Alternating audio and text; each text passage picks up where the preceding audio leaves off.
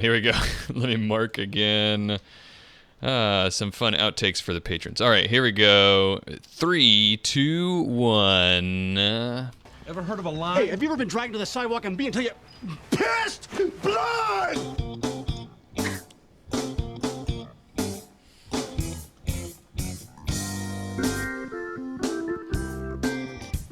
Hey, everybody, you're listening to the Sixth World Podcast, a roundtable discussion podcast where we talk about our favorite RPG, Shadowrun. Try my speed talking today.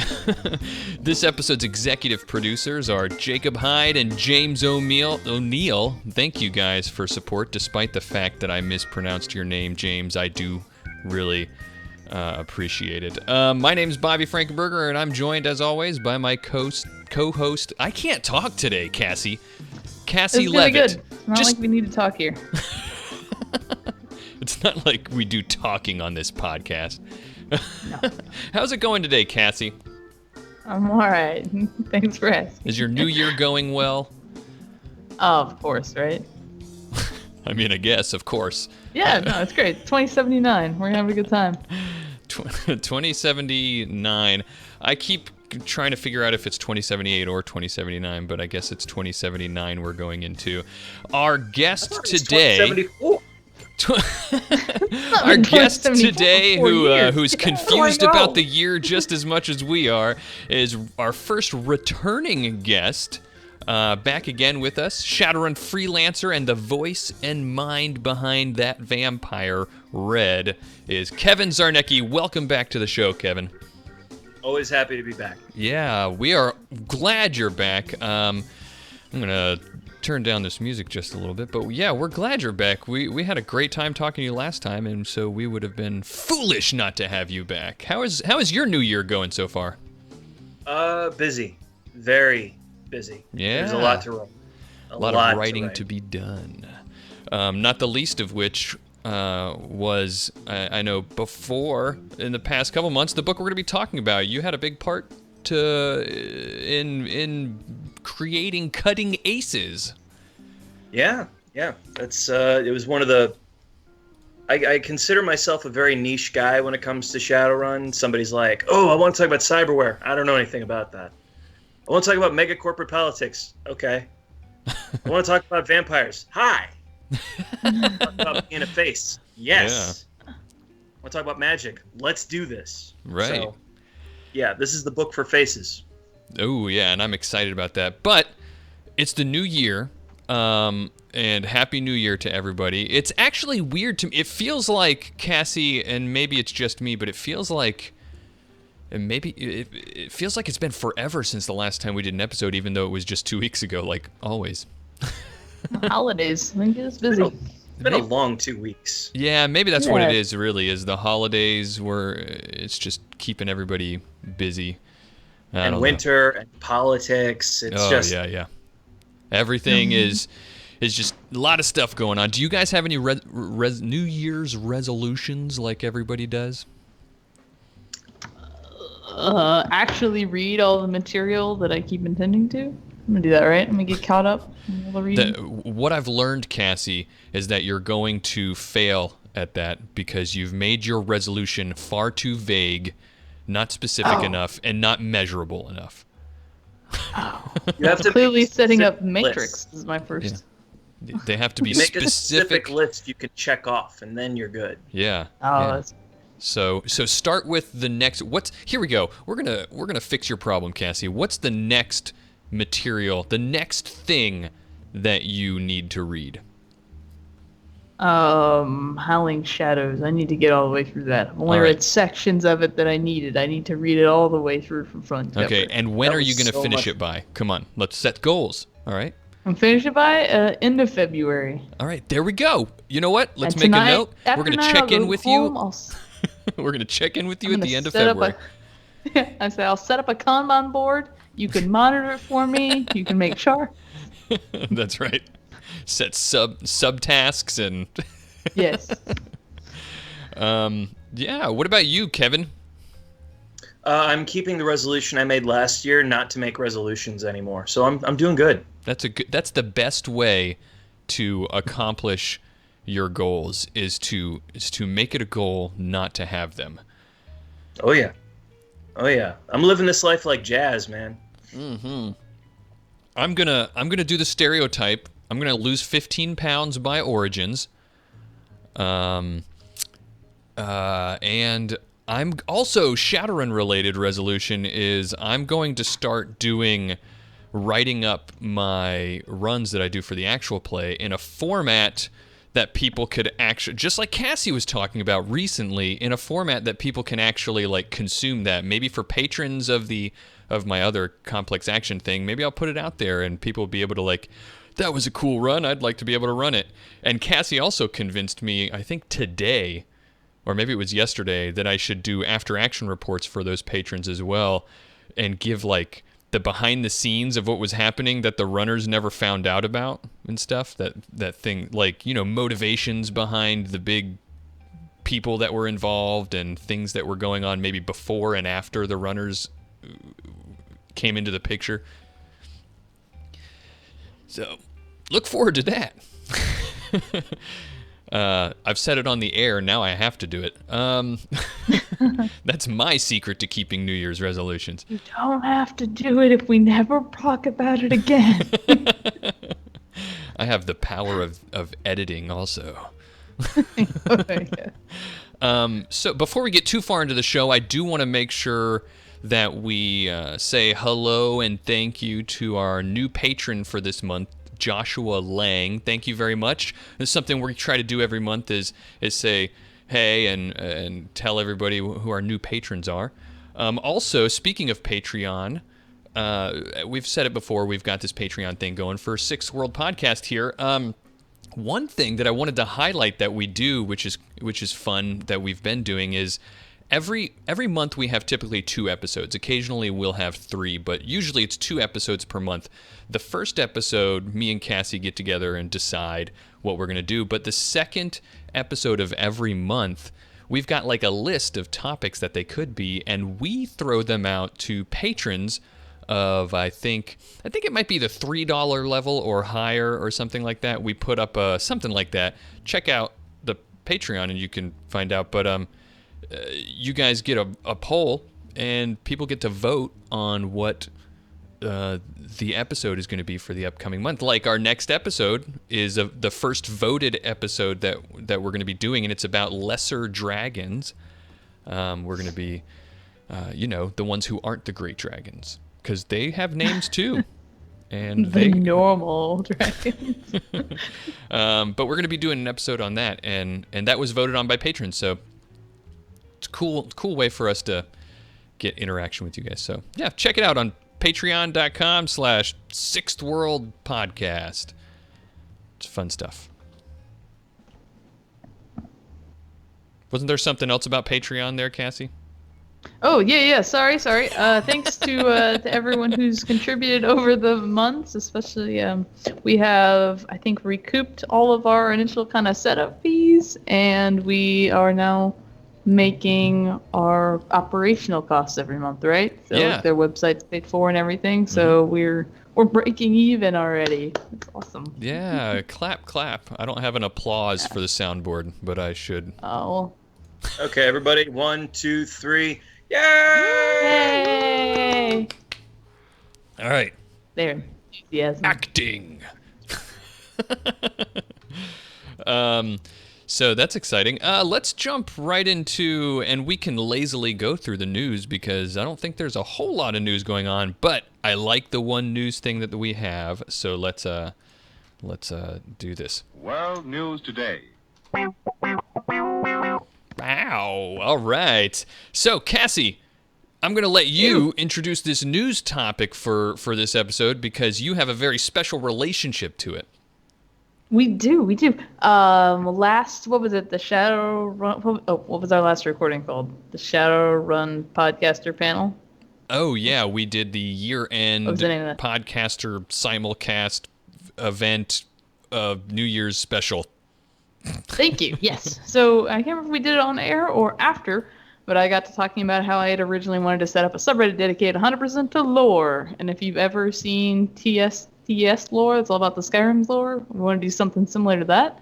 And I asked for the subreddit originally, didn't get it, and then Opti was really into this idea, so I messaged the owner of this R6th World subreddit again, and he gave it to me.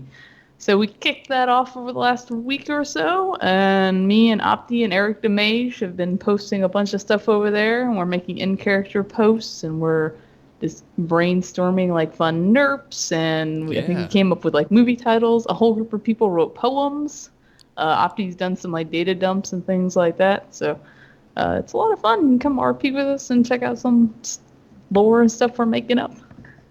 Yeah, it's pretty cool. It's I've was over there. I haven't been able to get in there as much as I've wanted to, but I think, like you said, Opti's making sort of like in the process of throwing out some data dumps about gangs and stuff like that. Stuff, with his podcast, he's got a lot of information like that, and he does a lot of research. Yeah, the Halloweener one looked like it was his notes probably from when you recorded the episode, so it was fun to have those like on hand, so if I didn't need to go back and look at it.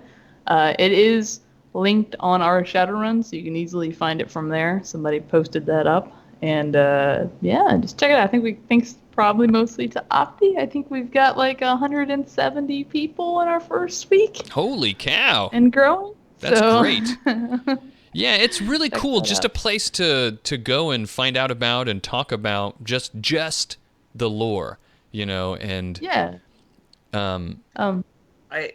there's this thing that I really wish we could do where, like, back in the day there used to be like Shadowrun magazines or what have you, and I would love to see something like that come back, like a quarterly type of publication, sort of like Palladium does with the Rifter, only us and the way we do things. And I keep thinking Opti's the guy for that.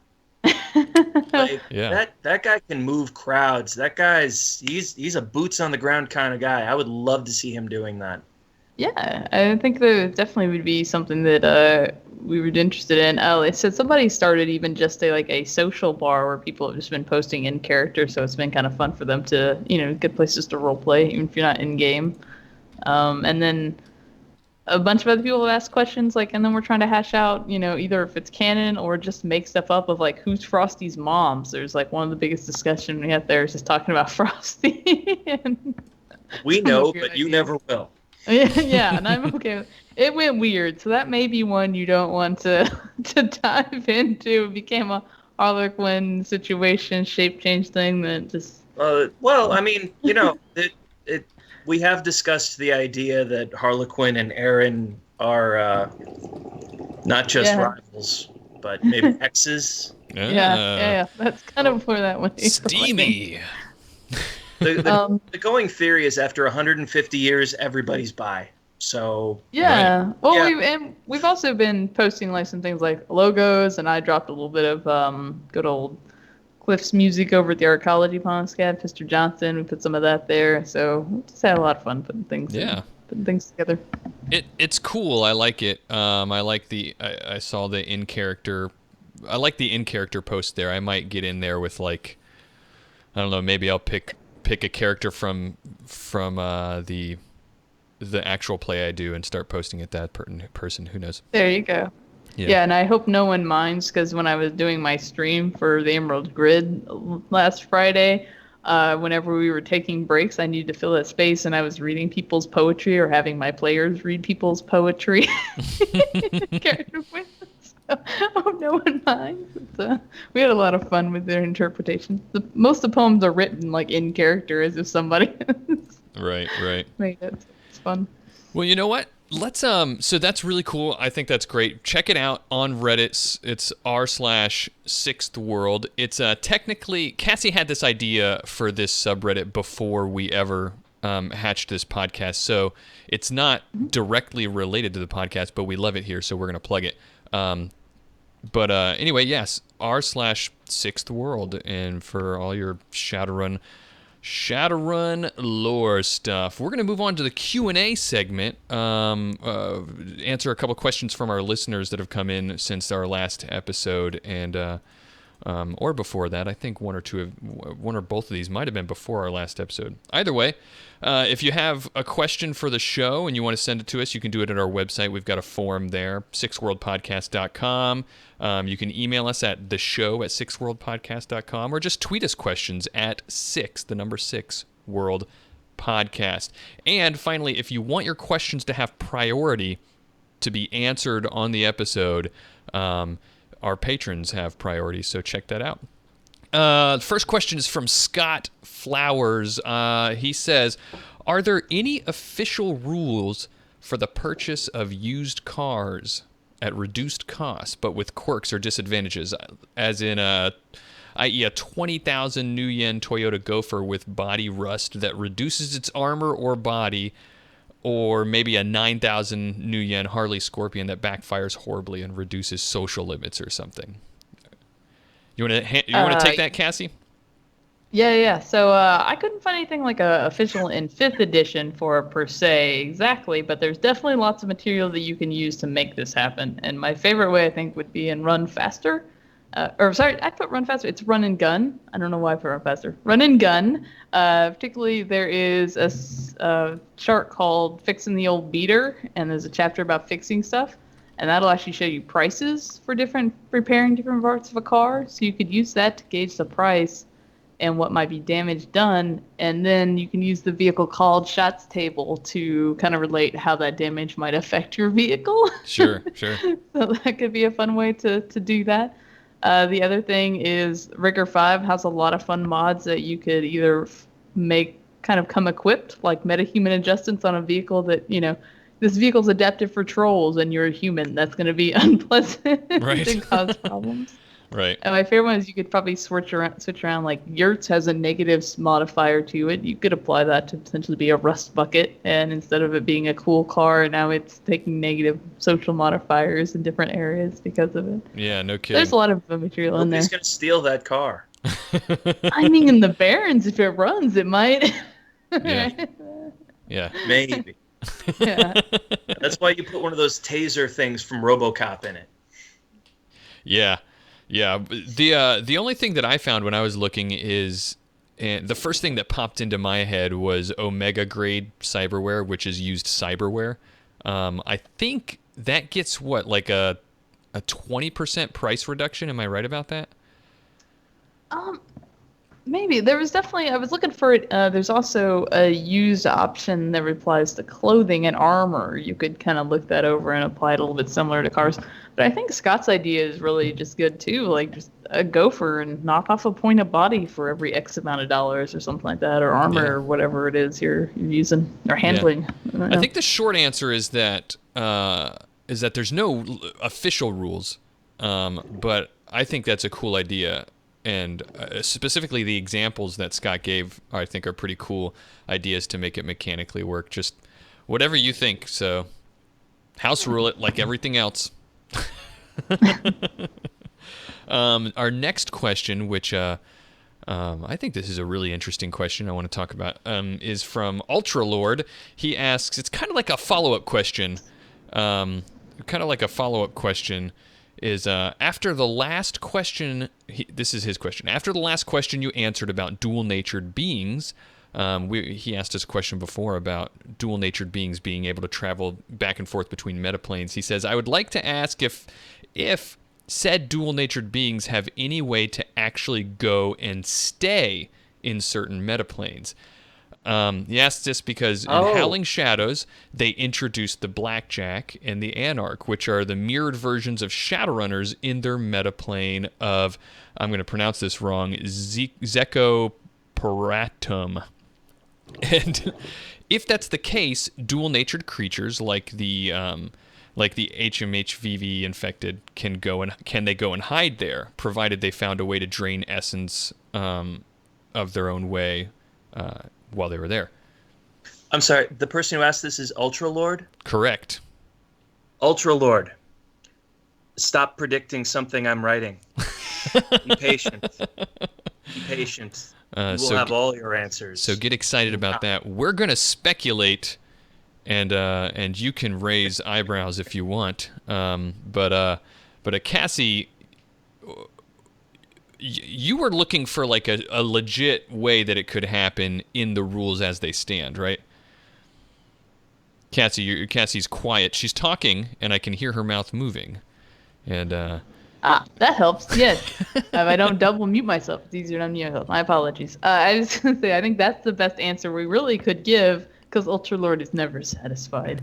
But you can right now. There are like the astral gateways that free spirits can do, and then there are the Altera, which you could GM Fiat if you stick around on that. Maybe you go back to the metaplanes if you can find one. So Sure. there are a few things in 5th edition, but I say wait till Kevin comes out with a better way. Yeah. So here's what I think. Like, okay, so there are obviously creatures, spirits, and other critters that can come from the various metaplanes and hang out on our world, right? So the first question I have then, and maybe we can wax philosophic about this, especially with Kevin here, is what I think first you have to answer what exactly is the nature of the metaplanes. Is it an actual dimensional place? Like, is it another place that exists parallel to our world, or is it some manifestation of something else that just is represented as a place? Before we jump into that, I'll throw this out there because it explains some of his question. He asked about the Blackjacks and that metaplanes, Zecorporatum, whatever it is. The reason that he mentions those is because those are spirits and dual-natured creatures that come here, and they believe that our world is fake and that their world is real. And if they affect things here, then it will affect their metaplane, which to them is the real world. So that's really interesting. No. Look, I can actually answer this, but it's more fun if we do it this way. Okay. I'm only one writer, and my thoughts are not necessarily canon, but we talk about this. Let me ask you a question, and you can come up with your own theories based on that. You guys know what evanescence is, right? Right. For the benefit of our listeners, briefly explain to give context. I was just about to. All right. The reason that a bug spirit cannot come to our world without a host is because this plane is too far away and too alien from where they come from. So if a bug spirit were to be summoned here without a host, they would immediately start discorporating. Okay. They start falling apart. Now, so they need a host. Same with Shadim. Same with a few different metaplanar creatures. Which, if we astrally project out to the metaplanes and go to the insect plane, we start suffering evanescence because it's too alien for us. Yeah, interesting. So, and there are rumors that Ares has special operatives in Firewatch who project over to the bug plane, the hive, and find a way to take a bug as a host, just the way that they do to us, so that they can conduct guerrilla operations from within the hive itself.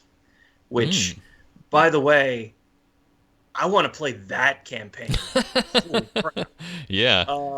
But You're not acting buggy enough. Oh man. Roll your etiquette bug Call it specialization. bug out because all our titles are cheesy now. But yeah, so think about it this way. I'm writing about blood magic right now, and I'm going to bring this up just a little bit. Blood spirits come from us, right? Or do they come from a metaplane of blood because they suffer evanescence too? They have to suck essence out of people to keep surviving. Here's the thing. There might be some evidence that we don't belong here either. Oh, this is starting to get real teasy. Yeah. So, I mean, I'm not saying that that's the case, but there is cause to believe that our bodies might belong here, but maybe our souls don't. Interesting. So when you consider that your astral form, whether you're a mage or not, everybody's got one. That's your spirit.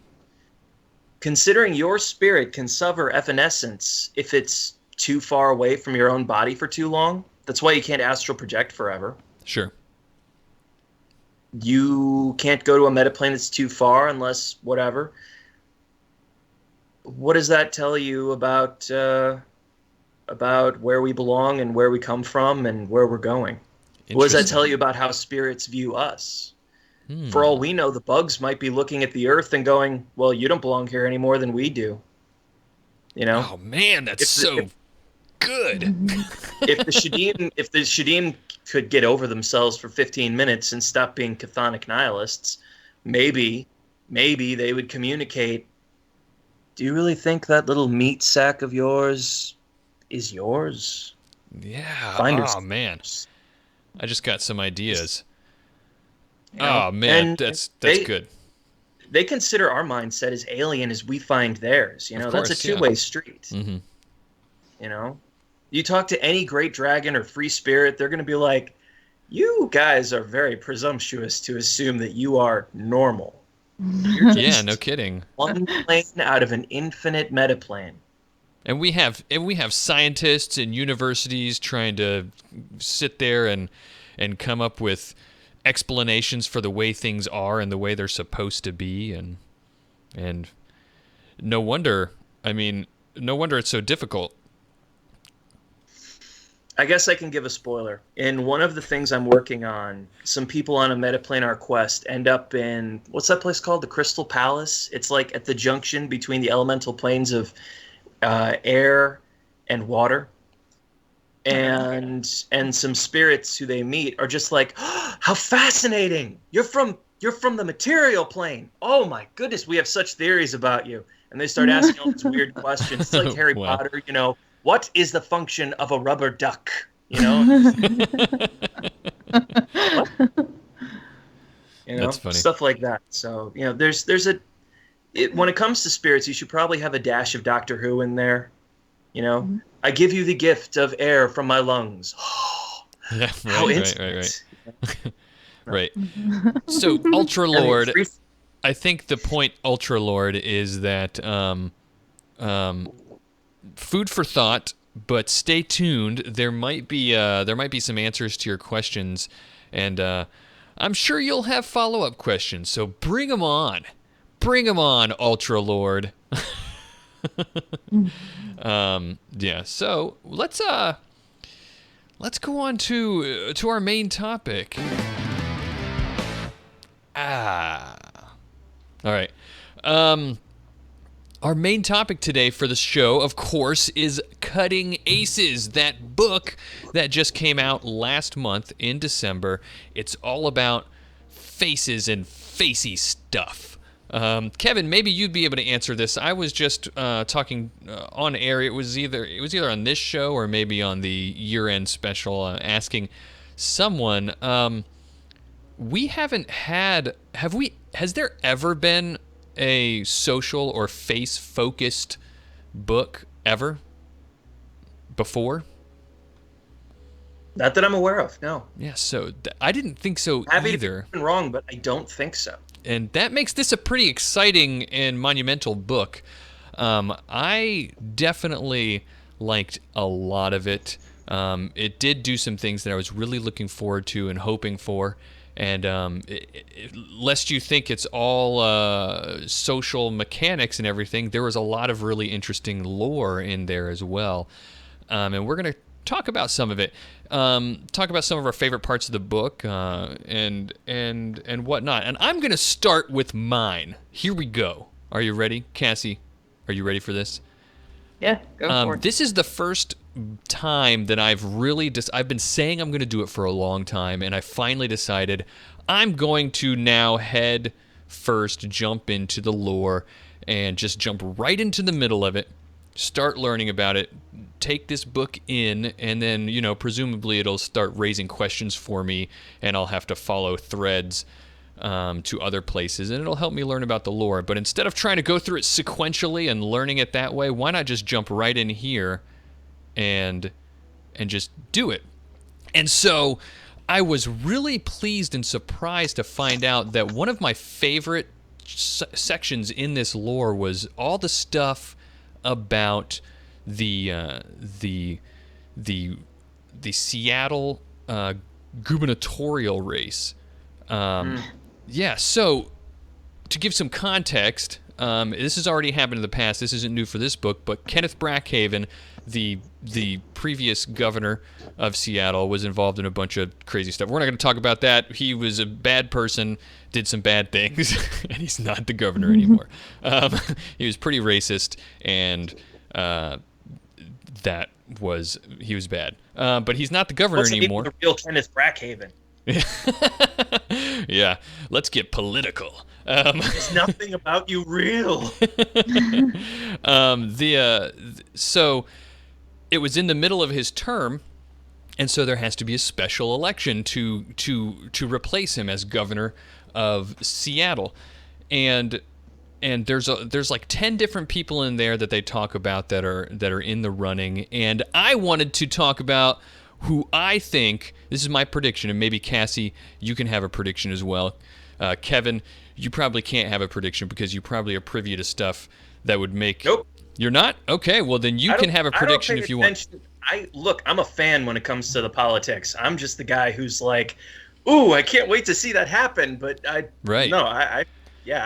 Stay out of it. Awesome. Well, I'll put okay. it this way. If I was writing from in-universe, I'd be the guy who never watches CNN but is always reading textbooks on the infected and magic. Sure. There you go. Yeah. In real life, I can't stand politics and I stay out of it. In Shadowrun, I've decided to jump in. So here we go. There's, like I said, there's a lot of people who are running. I'm not going to go through all of them because we want to talk about other stuff in the book as well. But I'm going to tell you there are 3 people who I think are likely to be the next governor. All right. The first one is, and Cassie, you like Horizon, don't you? Oh, of course. Yeah. So that especially when the Dawkins group comes up. My first pick or guess, this is not who I think is most likely, but one person who I think is definitely a competitor is Corin Potter. She is second highest in the polls, and it is revealed in this book that she's actually a Dawkins group operative, and I was something that another thing I liked about this book is I got to hear a lot about the Dawkins group, and I didn't really know much about them at all. Kevin, tell me, who are the Dawkins group? Oh, good gods. They're basically the social version of a Spec Ops team from Horizon. Yeah, exactly. They're broke down. They're not the guys who show up. They're not Red Samurai. No. They don't show up guns blazing and kill. They're the guy who showed up, blackmailed Mr. Johnson, used that to get blackmail info on 4 other people. They're the ones who operate behind the scenes. Cutting aces is for them. Yeah, no kidding. And that's why Dawkins Group, I think, was hit so hard in this one, of course. And it turns out that some people in the shadows have found out that Corin Potter, who is in the running for the governor's race, is actually a Dawkins Group operative. Horizon, it's revealed in this book, has really got it in them. They've decided they want to be the North America's mega corporation. Ares is on its way out, or they want to push Ares out because they're having some troubles of their own, and Horizon wants to be the new favorite for North America, and Seattle is one way they're going to have to try to accomplish that. So they had this operative in there, and this person, but she's already second highest in the polls, and I think she has a really strong chance because of the fact that the Dawkins Group, like Kevin said, they're like the mega, like deep cover movers and shakers. They've got Horizon, the PR people, backing them, and they're of course backing Potter as their preferred candidate for governor of Seattle, and yeah, so that's my case for possibly Potter. Second is a really interesting one, Charles Seaver. Now, Charles Seaver, right out the gate, just behind Potter, third in the polls. why do I think he's a competitor? Well, he's apparently he's a very well known name on the ballots. He's a known politician since the 60s. He's in the good graces of the corporations. He was a UCAS senator. So he's, like a politician, career politician. He's being marketed as kind of a Renaissance man and everything. But here's the kicker. Everyone's pretty sure in the shadows that he's a Shadim. Okay. The rumor. Yeah. That's the rumor. You want to know a big spoiler? We love spoilers here. Everyone's a Shadim, including the runners. I'm not okay with that. You're a Shadim. I don't want to be evil. You're a Shadim. You're a Shadim. Everybody's a Shadim. It's the worst episode of Oprah ever. I kind of hope he doesn't get in, but he definitely would make it fun. Plan 9 is a Shadim, but Plan 10 isn't. So. Well, right, there we go. Fair. So. The monads save us. So why do I think that him being a Shadim is a benefit to him and not a harm? Because people know about this, and if you out it, like, everyone's going to freak out and presumably won't make it, right? But when you're a Shadim, the way you survive in the world is by getting people close to you, on your side, huge masses of loyalty, maybe having them become. Go ahead, Cassie. But the Shadim are just like the ultimate evil. So I have a really hard in my mind that they could even make it through like a long political election, just because without. Well, here's the thing, Cassie. It's not going to be a long race. It's a special election. It's going to be over fast. Well, even like for me, I don't know. I guess I don't know how long Shadim continue plotting before they just do something so evil they will be noticed. But I don't feel like they're always the most tactile group. Like they. Let's bear in mind that a great Shadim a master Shadim was able to start an entire religious thing in the Middle East. Fair enough. This is true. You're correct. I'm sure he was like, torturing children in a basement in the meantime, tied himself over. But right. they think big. They think very big. They do. I favor the leading candidate of Nicola Tall. I think she's a good balance to the Megacorps, but we'll see. You don't think so? No. No. Well, I don't think she's necessarily bad. I don't think she's going to make it, though. I think there's a more likely candidate, and I'm going to get there. Seaver could make it. Apparently he's got the backing of the Finnegan mafia family. They don't know he's a Shadim, or they might not. He's a little bit too much like the previous, story-wise, to like the previous governor. Like, yeah. So if we're to, he's just kind of the obvious guy who seems like a bad dude, right? Like. Yeah, I guess if we're to take this on a meta level, like, and look at it from a story perspective, I think you're probably right. Because I mean, he's even also got the backing of Humanus, which is like, okay, more of the same evil dude that all the racists love. Okay. Well, look, to be fair. I mean, there are some things in Shadowrun that just keep happening over and over and over. I mean, sure. Personally, I object to this, but I mean, how many times has Novatech or Neonet or Fucci or whatever Richard Valier's touches fall apart? Okay, fair enough. Not this time. They're building to last. I'm not saying he's a good guy and we should root for him, but what the hell? You know? Yeah. So let's get right into who I do think is going to be the next governor, and it's Josephine Jugashvili. All right. Now, this Kevin's on my side here. I like her. So here's my argument, because she is fifth in the polls. She's not exactly high up there. She's kind of like middle of the road. So why do I think she's going to make it? It's kind of a little bit complicated, and it has to do with her getting the support of some people that are further behind in her. One of which is a big deal, which is Sonia Scholl, who is the mayor of Redmond, who is also going for governor. All right. Yeah, and she's like the one I would vote for. I like Scholl, but I just don't see her getting. Right. And I think the thing is, I don't think anybody sees her actually getting to it. So it's going to come to a point, I think, when Sonya Scholl is going to say, okay, I need to bow out and back someone who has a similar rhetoric as me, who has a similar kind of agenda as me, and back that person. So, and what's going to happen is that I think that is Jugashvili, and they're all of Scholl's Redmond supporters, and all of her supporters are going to go with Josephine. And that's going to be a big competitive thing. Together, they would make up like 13% of the vote, which won't, or not, no, even more than that. It's something crazy like 19% of the vote, which won't quite beat out Nicola Tull. But here's the kicker. I think the other person who they're going to join forces with is Vanish Ibn Kalanir, who is dead last in the polls and is backed by a dragon from Redmond. Already, a person who is from Redmond could easily.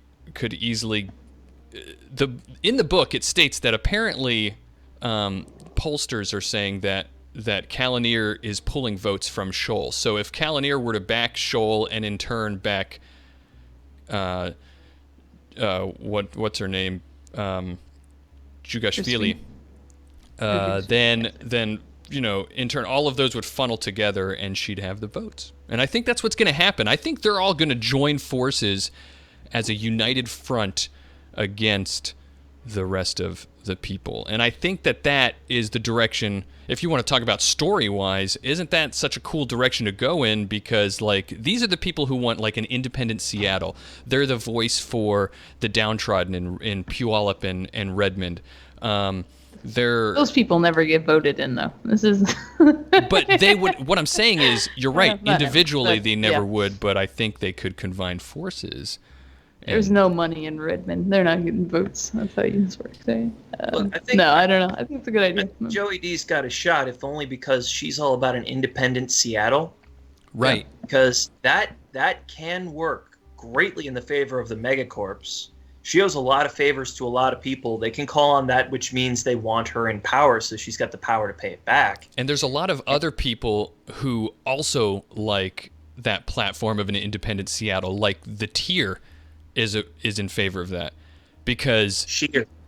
Yeah, right. Okay. So we're going to have that argument. We're not going to have that argument. I'm just going to say sheer. All right. Let's can we jump ahead? I'd love to talk about Global Sandstorm and Spinrad. That was a fun mention in the book. Yeah, absolutely. So anyway, that's my political rundown from this book. I thought it was a lot of fun. Dig into it because there's a lot of really cool Jack Pointer talk behind the scenes about the dirt on everybody. And either way, whoever gets voted in, there's going to be a lot of runs that happen that try to affect the thing. And it could be anybody because of how crazy this thing's going. But, excuse me, burped into the podcast. Tell me about Global Sandstorm, Cassie. Oh man, the land of people and life. They're one of my favorite corps. I'm just excited to see them. They're actually statted out in the book, and then they're also talked about a little bit, but or a lot even, because they're essentially fighting with SK over the Middle East and kind of, I think, winning that fight, it sounds like. But I look forward to them because they're my vote for like the next AAA if any of the corps like come down. I think they're going to weasel in there. I think you're right, and I think that they're gonna. I was reading up on that too, and it seems to imply in the book that what's his name? Our friend Spinrad it could be joining forces there. Yeah, no. So I don't know enough about Spinrad, but he always gets brought up a little bit. So I was really excited to read his section too because it gave me a better idea of exactly what he's got going on. And to me, he's just like the Richard Villers, and I love him. But I also like that their headquarters is Lisbon, Portugal. So they're kind of a good split from. I was talking to somebody the other day about how often like both these corps. And Global Sandstorm is they're in the United Arab Emirates, right? Oh, they're Arabian Caliphate.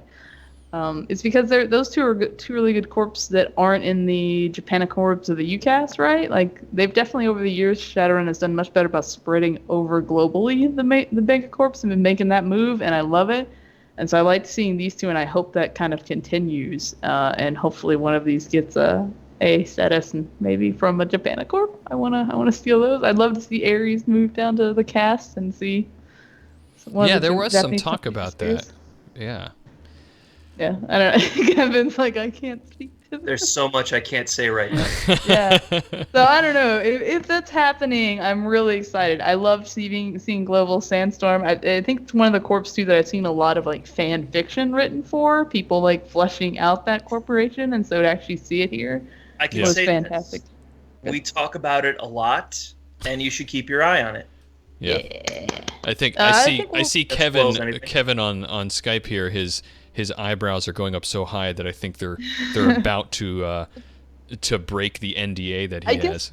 This got me a nice confirmation that they're going to be a big deal in the future, because I think they're also mentioned in Anarchy and somewhere else too. So they've kind of been popping up more and more, and so to see him here listed out with some stats and where they're from and their slogan, it's like, yeah, that is cool. and they're definitely doing some colluding with Spinrad Industries and Spinrad himself. I mean, they talked about that in there. Spinrad has also apparently been suggested as trying to court Villiers and get that golden ticket corporate court seat. So I really think that is Global Sandstorm is coming in, Cassie. I think you're going to get your wish. Yeah.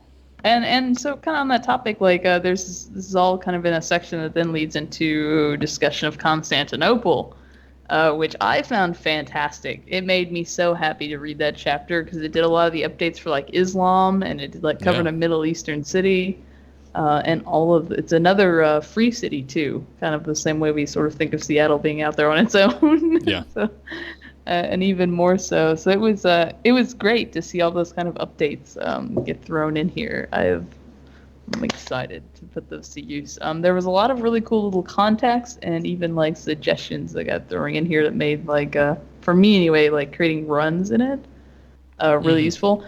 And this is awful, but I really loved all the section on human trafficking, because it just where Constantinople is geography like in like the middle, it's a great like plot hook for GMs to run stuff through there. Sure. Yeah. Well, the great thing about human I trafficking. feel bad for human trafficking. No, human trafficking is a horrible thing, but there's an old saying: story only happens where there's problems. Right. And human trafficking is easily one of the worst crimes that's out there. So this gives your runner a chance to be an actual hero. Yeah, or that's exactly. Or a total villain if you're out for the money. That's actually the reason that Styx and Red don't get along. Oh yeah. I really loved also how many of the contacts or group people were women, and so not only is it an Islamic, nation, all those updates, they often mention women in that, which is fantastic. Way to be progressive. Yeah. We love it. We try. Yeah, well, I've played two. It's so personal for me. I've played two characters that were both Islamic women, and so to then have this kind of reference to a lot of their stuff. And I actually wrote a run where one of them's going to be the Johnson for it. In particular, she's going to be dealing with human trafficking. So I was super excited to see this. Wow, this was a chapter that was like written just for you, Cassie. I will promise I will give our listeners that run. I have already written it down and put all the details in it so you can meet Bettina in her burqa. Cool. Yeah, well, I look forward to it. So that is a lot of the, there's a lot of like other lore stuff that has to do with the corpse and updating their position in the world, but I don't want to go too deep into that. Get the book and read it. Yeah. I think we should. Definitely fantastic. Yeah, it's good. I wanna make sure that we don't run out of time to talk about more of the mechanical stuff in the book. Jump into that. One thing, if we're just talking about things that we liked, one thing that I did like when it started talking about mechanics in the book and everything is the whole section about info for sale.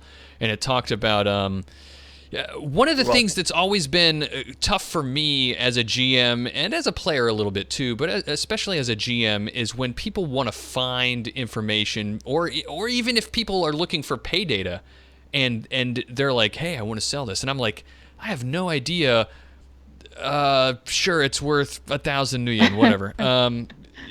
But I don't. They go looking for that stuff, and that's part of shadowrunning, is getting pay data or looking for and paying for data. So I don't want to I want to give it its justice. And this section was a little section about all the different types of information you can look for and pay for to get people to find for you, and a chart for GMs to know what to charge for. Exactly. That's the amazing thing, is at the end of the descriptions were wonderful about all the different, gives GMs and players ideas for lots of different types of information to buy and pay for. I'm looking for the part of the book so I can reference it. I did a bad job of It's on the page.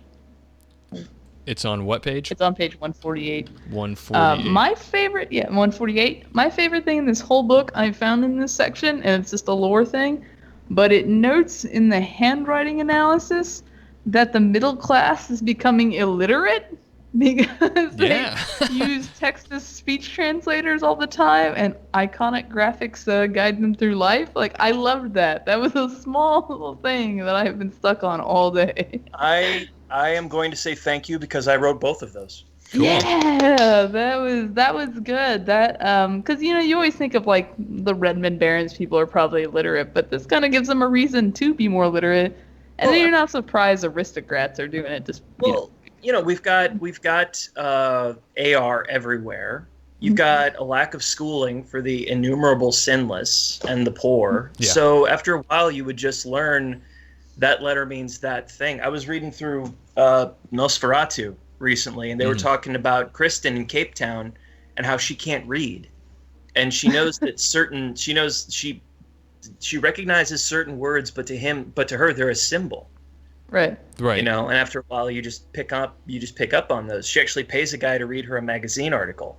Well, I laugh because my mom talks about, she's a teacher in real life. She talks about how the kids she teaches can't read the face of a clock anymore because you have digital time everywhere, right? So this, when I read this, so oh, that's so gonna happen. And it gave me a whole new way to look at illiterate, so I could add those to wage slaves now instead of them porking the parents. Yeah, and the info stuff. I've just always been frustrated because every time you've got a decker on your team, if they've got a little extra time, or if they're getting inroads into a system as preparation for a run, setting up backdoors and what have you, they're always going to be like, hey, I got a little pay data. What's this worth? Oh, let me check the book. Oh, wait. The only time the last time I remember actual pay data prices being posted, a lot of P's there, was in 3rd edition, the Shadowrun Companion, and it was a little window that just said, this data, $5,000, this data, 1 to 30, this data, 1,000. I'm like, that's it? There's got to be more than this. We're in an info-heavy society. We've got to know, what can you get for that? But more than that, if you're doing a detective kind of game and you've made a bunch of bad contact rolls, you want to move the plot along and you're willing to spend a little new yen to do it, there you go. Yeah. Well, another thing is, if you're looking to find that information, it doesn't even have to be a detective thing. The first part of that section in the book is access codes. If you don't have a decker, or your decker isn't there for a session or something, you can pay somebody to get you access codes into a building, for example. There's all sorts of things. If you're trying to blackmail somebody, there's a price there for that now. If you want to pay for blackmail information, somebody to dig it up so that you don't have to go through it, or maybe whatnot, you can pay for that. So I really appreciated the fact that was in there, not just from a GM perspective, but for players to have ideas on what to do too. How to. I felt like this whole section was like legwork 101 almost. Also. Yeah, I was gonna make the same note of that. I found a lot of it to be useful stuff that down when their contact calls their info broker, what they might have on hand or be able to provide you with. Yeah, I also wanted to make sure that it wasn't just this is what it costs, but how do they get it, and how could you get it if you'd like to be an info broker? You know, Yeah. I really like Shadowruns where it doesn't involve meeting the old man in the tavern. I'm sorry, Mr. Johnson in the nightclub. You know, what about runner says I need to make some cash, and my fixer's got nothing. I better go out and hustle. Yeah. You know, for the private detectives and the faces in the group, let's start digging. Let's find some cash. You know, I know that a lot of groups like to play without a decker because people don't want to learn the matrix, and so this is great for just be like, hey, we got an info dump or an info broker, and we'll pay them for it, right? We'll kind of automate that process of right. We don't want to get a decker. Really good, especially for those black trenchcoat groups that that you're not needing a decker to for necessary like combat support and stuff like that. You're really approaching everything from a stealth or face kind of perspective, and get in and get out without being seen, and you need as much prep work as possible. And well, here's a list of how to get that stuff and how much it costs. There are also my ahead, combat Cassie. is pink mohawk, but everything else is black trench coat. Can we talk real quick how creepy osmosis is? Yeah, it is. I thought a lot about that. You wrote that, didn't you, Kevin? Is that you? So Wait, I'm trying to remember. that goes into some of the since I like wrote qualities and adept powers, and osmosis specifically is an adept power. Yeah, Change your blood, basically. that was me and Alex.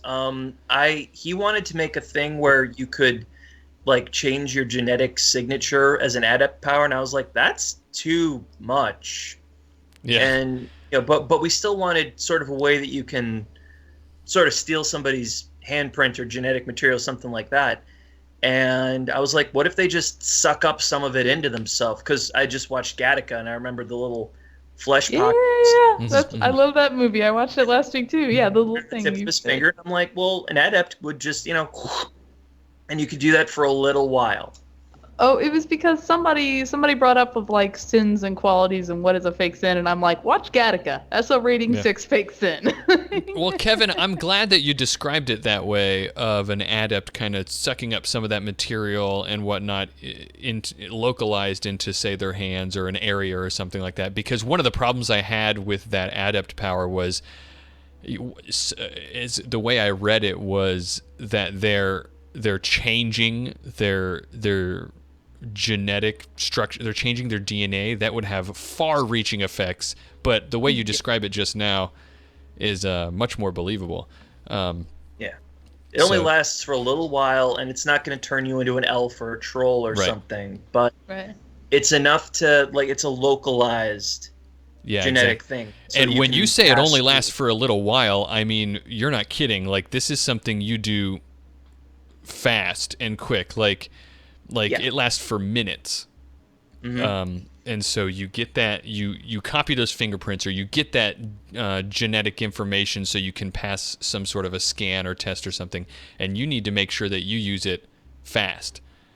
Well, we wanted to keep tension in the game. If it's just a matter of, all I have to do is shake this guy's hand, and in a week I'll go in. No, we want to make sure you're in the office. You got to move. Hi, how do you do? Why are you shaking my hand so long? Oh, I just feel close to you. You excuse me, I have to use the bathroom. And then run to the R&D department. Yes. So, yeah, that's what we were going for. Well, that's good for game balance as well, of course, right? You don't want it to be too powerful. Otherwise, some jackass is going to find a way to shake hands with, Richard Valliers or Damian Knight, and then be like, well, guess I go where I want now. Yeah, no kidding. What's he going to do? Change his genetic code? Well, actually. He actually can do that. But the answer is yes. The qualities were really cool, too, because I've always felt making a face, because I've done faces in the past, that qualities are a little sparse when you're making a face. And there are tons now after this book, and they're all like think of a social test and there's a quality that will modify it now in like the plus and minus direction.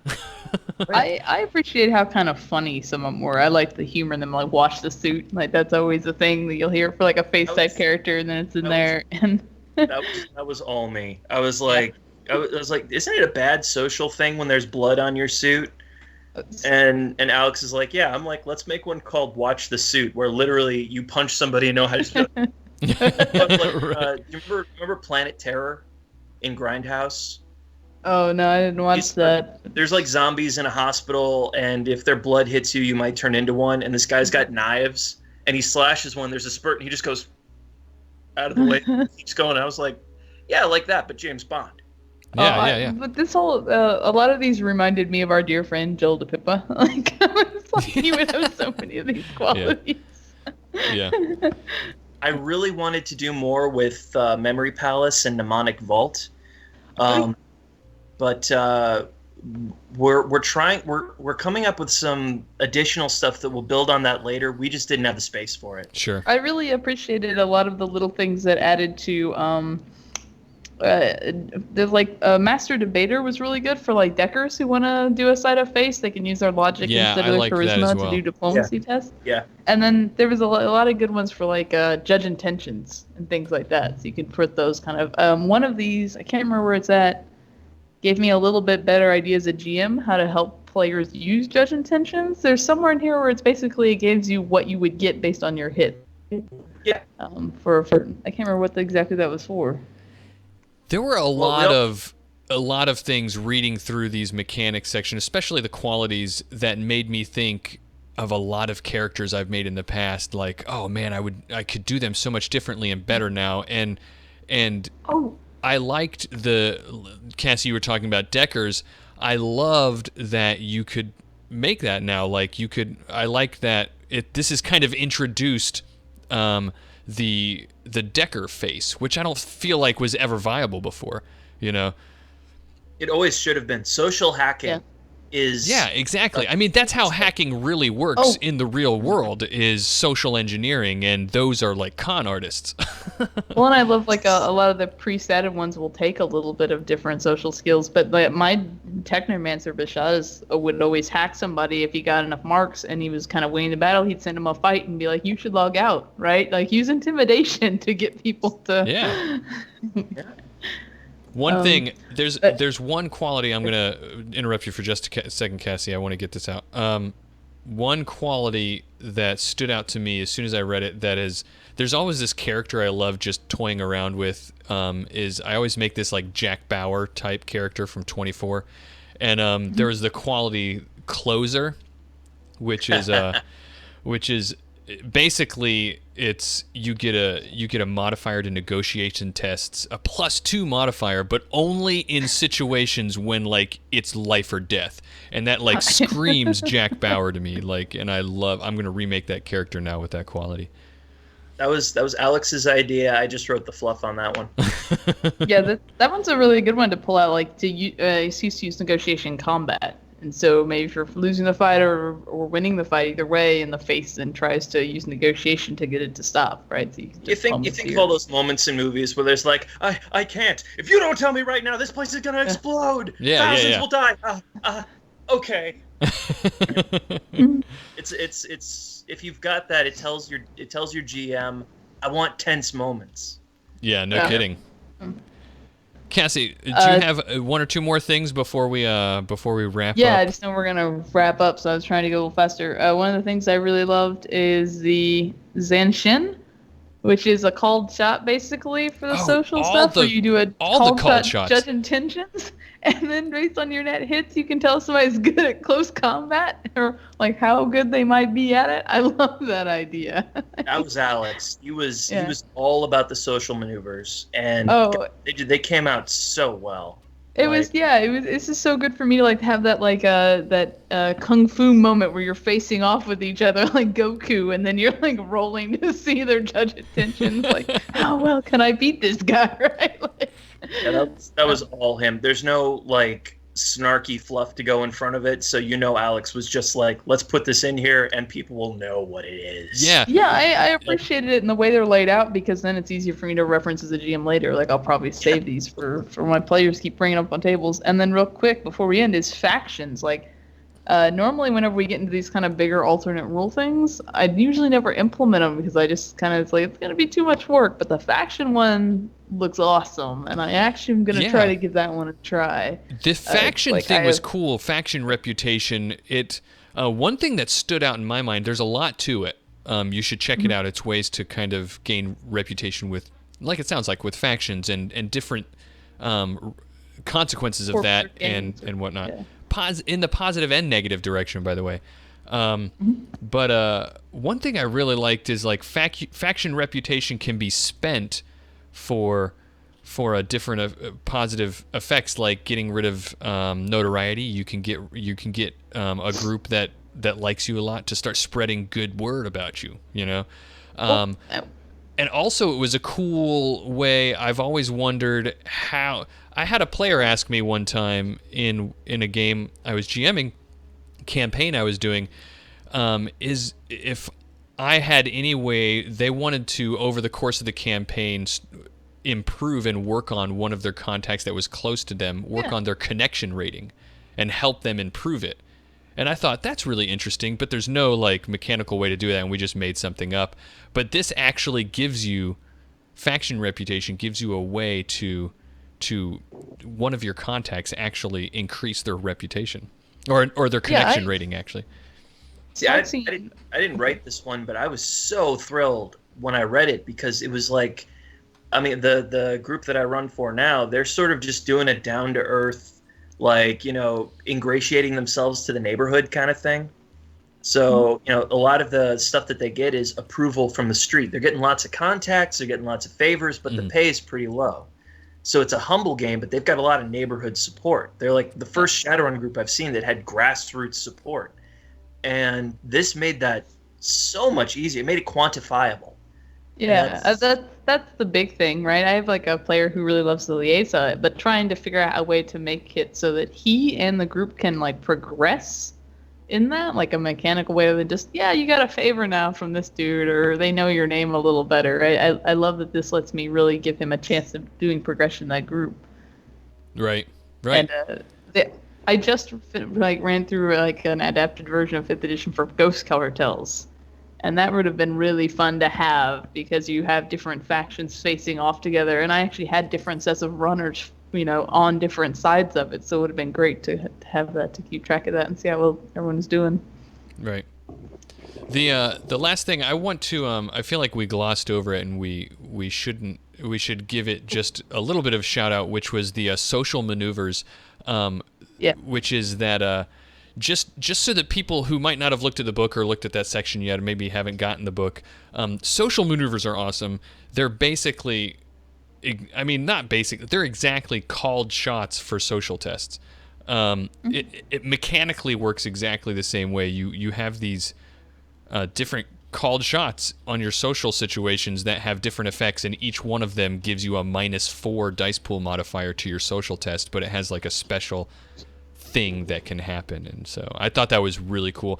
That was one of the things I was looking forward to the most about this book, was having expanded social rules. So and a couple of them really were good about laying out the mechanics for how the face can help someone else do their job, right? So like how the face can distract somebody so that the sneaky guy can go sneak off behind somebody and things like that. Like there's one particularly that's all about like getting someone essentially to flirt with you. So that you they're focused on you while you're flirting with them, and whoever else could sneak behind their back. I think that's misdirection. Yep. Oh yeah, misdirection. That sounds right. I think I stole that line from After the Sunset. Okay. Yeah. You know why the magician brings the big, beautiful, beautiful, big-titted assistant on the stage? So you're looking at her when he takes your watch. Yeah. Right. It's like, yes. I mean, I don't know what else to say. Yes.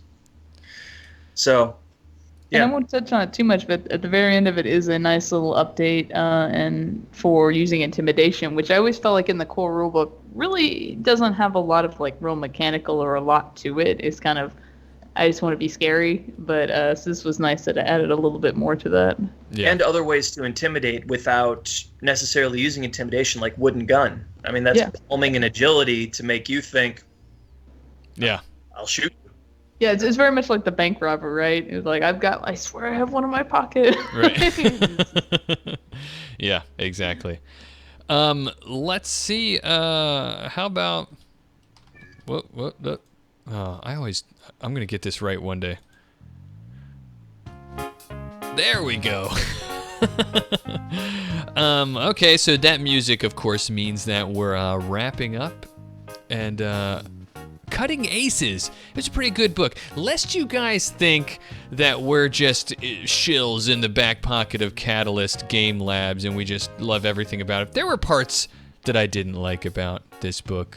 I didn't want to dwell on it too much because there's a lot that we did like, but there are some things like the con, the list of different cons that you could do. I think I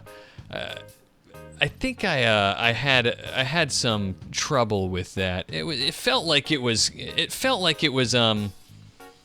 like I would never use it, I guess. I don't know. Maybe people will, but just for me, I was like, Yeah, I think they'll be really good, especially if you're doing more of a trench coat or that kind of long-term work. I don't know how you're gonna mohawk your way through a con most days, but well, The cons aren't really mohawks. yeah. Yeah. But there were a couple in there that I. But overall, I really enjoyed the book a lot. Like I said, there were some things that I was looking forward to and some things that I was hoping that this book would be, and it was. Especially adding new social rules, so that, I mean, before this book, all of the social rules were just like one, like 6-line table in the SR5 core rulebook. In the defense of the cons, the one thing I did find them as a game master, they gave me really good ideas of how to use players, right? So they're really great for a Johnson to hire players to be the shrills. That's true. That's exactly why we put it in there. Okay, you're right. That's a good defense, because I did, while I was reading that, think of a couple of motivations for writing a run. So right. George Clooney's got to hire his Brad Pitt, right? That's true. That's true. Dead on what we were going for. Thank you. You knocked it out. Kevin, that particular chapter there's a whole story behind it, but I've told you guys. Kevin, I have to say that this book, I know you're, of course, we're not the only one that worked on this book, but you're our spokesperson for the book right now. It was amazing. Red was actually your all over Vampire Red was all over that book. So I'm really touched that I'm not the only one who's using him now. So yeah. It was a great book. I liked it a lot. I've recently, I've said before on the show, taken some liking to Faces, and this is a book we've always needed. So it's good stuff. We've been talking about it for like a year or two. Everybody's like, the Facebook. Oh my God, the Facebook. Wait a minute, not Facebook. Damn it. Yeah. And this is a book that I think is well written too, in a way that as you move forward into previous editions, unless there's just massive rule changes, you're going to be able to pull some of this, for a couple of trips. So. Yeah, absolutely. It's definitely got some lasting power. You're right. So, that's why I like the fluff. Kevin, why don't you give us what's going on with you in the rest of outside of Cutting Aces? Anything you want to plug before we go here? Anything you want to tell people they can hear more about you, kind of thing? Well, let's see. Right now I'm working on Forbidden Lore, which is I think, or Forbidden Arcana. I'm all brain scrambled. It's coming. I'm very excited about it. It's going to have a lot of really cool stuff for mages and for GMs, especially. Wow. Yeah. Aside from that, I'm currently recording the audiobook for fellow freelancer R.L. King's Alistair Stone books. So Cool. keep your ears open for that. Yeah, I mean, everything else I'm working on is pretty long-term, so there's no point plugging it now. Right, sure. Cassie, anything that you want to mention before we go? I'll plug, go to reddit.com/6world and come chit-chat with us about the lore. I'm gonna Bring a do. character and pretend to be one. Yeah. I think I'll I to have give you lots of guys lore all questions all the time. I think I'm going to start throwing them in special there. tags so you can You'll be... know me when you see me. Yeah. Can I throw my lore questions in there so that you guys can answer them? Is it Yeah. is it a good place for Q&A? That's a lot of what we're doing. We were trying to make some tags to make it a little easier to get official answers versus kind of, homebrew and stuff. Not Sure. that we don't love everything, but yeah. I'll answer questions in character if you want. We had a lot of fun doing the That's AMA. what we're doing. So- Yeah. It's not Chad posting, right? It's the old crow is doing a lot of data dumps Yeah, over there. yeah. So yeah, we're doing them all. In I will character. be there. Cool. Awesome. Well, I look I will forward be to there. that. Yeah, check it out. on Reddit, reddit.com/r/6thworld. Of course, our next episode, to give you guys a heads up, I mentioned it earlier, we're going to be doing an episode on lesser dragons. Everybody talks about the great dragons. There are other dragons in the world. We mentioned one of them tonight, Kalanir from the Redmond Barons. I'm sure the person will get mentioned. So we're going to have Bamps on to talk to us about lesser dragons. It's going to be fun. You can find us on Twitter at 6worldpodcast. You can email us at theshow@sixworldpodcast.com. Our website is sixworldpodcast.com. There's a contact form there as well. Like I said before, check out our Patreon, patreon.com/sixworldpodcast. There's lots of cool rewards, and we might be changing a thing or two on there coming up, so stay tuned for that. I'm sure you'll also hear about it here as well. From me, from Cassie, from Kevin, we had a great time tonight, and for the chat room, stick around. I think after the show here, we're going to have Kevin answer a couple of questions that you guys asked, and I know I have a question for him. So, bye-bye. Bye. That was Don't trust no unenthusiastic. dragons. Never had to deal with an elf. Rusty says we're supposed to trust elves. Well, he would. Well, I don't trust Rusty. I just pretend that Rusty is Aaron the Scribe. Oh, that's a good point. Yeah. Back.